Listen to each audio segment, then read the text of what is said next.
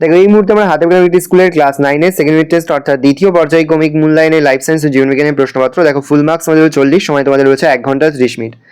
একে দেখো সঠিক উত্তর নির্বাচন করে বাক্যটি সম্পূর্ণ করো। এখানে মোট তোমাদের 9টি প্রশ্ন দেওয়া হচ্ছে, দেখে নাও। প্রশ্নের মান রয়েছে 1 করে 1 × 9 = 9। দেখো উত্তরগুলো আমি করে দিয়েছি। দেখো 2 এর দাগে রয়েছে নির্দেশ অনুসারে 6টি প্রশ্ন উত্তর দাও। এখানে মোট তোমাদের 6টি প্রশ্ন দেওয়া রয়েছে। প্রশ্নের মান রয়েছে 1 করে 1 × 6 = 6। দেখো শূন্যস্থান পূরণ রয়েছে যে কোনো 2টি করতে 3টি রয়েছে। সত্য মিথ্যা রয়েছে যে কোনো 3টি, 2টি করতে হবে। দেখে নাও। নেক্সট রয়েছে একটি শব্দ বা একটি বাক্য উত্তর দাও, 3টি রয়েছে, 2টি করতে হবে। 3 দাগে 5টি প্রশ্ন উত্তর দাও। প্রশ্নের মান রয়েছে 2 করে 2 × 5 = 10। দেখে নাও ভালো করে প্রশ্নগুলো।